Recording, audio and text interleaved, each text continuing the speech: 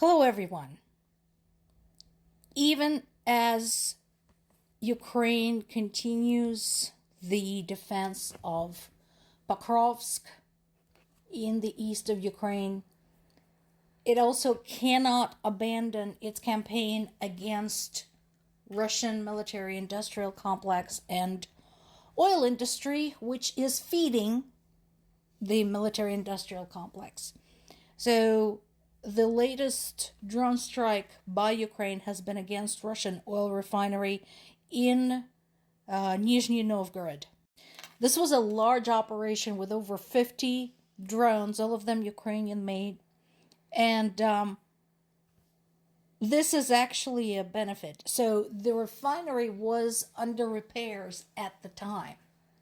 And so it was already not fully functional. Now that it's been struck by the drones, they have been set yet farther back. Whatever repairs they were doing, whatever upgrades, all of that will have to be redone. Plus, now there is additional damage that needs to be taken care of. So again, slowly but surely, Ukraine is draining the lifeblood out of Russia's primary asset, Russia's oil industry. Another big project, and this is something that I keep bringing up, is Ukraine's collaboration with its allies when it comes to the development of new weapons, particularly different types of drones. So Ukraine is now on the brink of opening defense production offices in Berlin and Copenhagen, so Germany and Denmark. Both these countries have been very active in their support of Ukraine and both interested in being the co-production partners for the defense industry. And the last but not the least, Ukraine might not be a NATO member, but Germany and Denmark both are. And they are part of the EU. So, what this means is an extra protection for these locations. This is extremely important.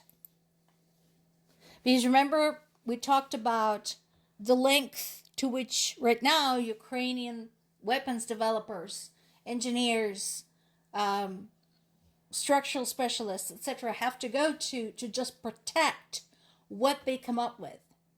Because we're not just talking about the physical objects, the physical drones, the assembly lines, etc.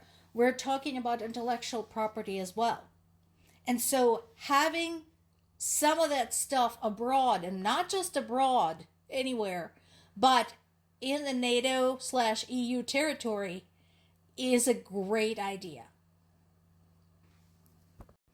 I wanted to finish with this story. This is being covered by multiple sources. The screenshots I'm presenting are from Kyiv Independent, I mentioned in the past. It's a really good source if you want to get news from the Ukrainian perspective. Plus, it gets updated more often.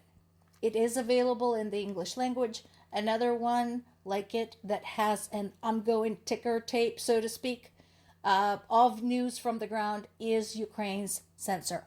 So, another day, another war crime committed by the Russian military.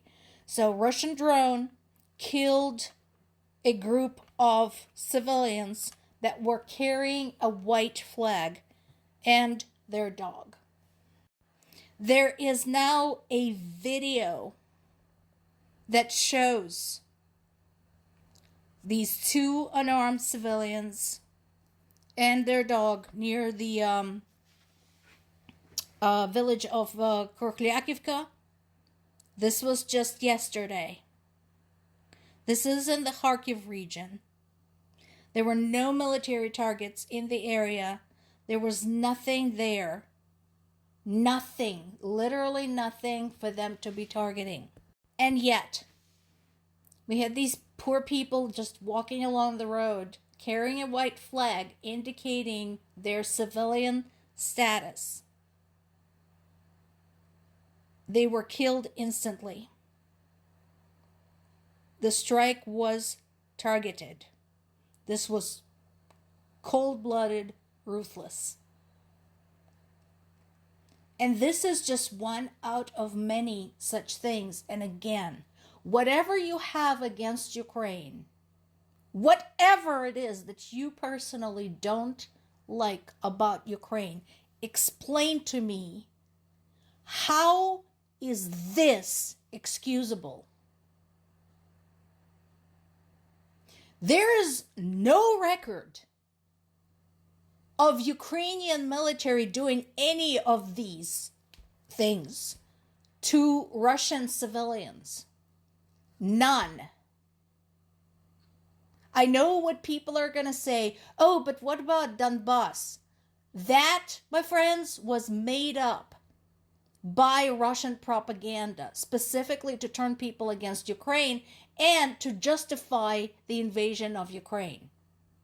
There was never any torture of Russian-speaking people in Donbass. There were never executions. There was certainly nothing like this.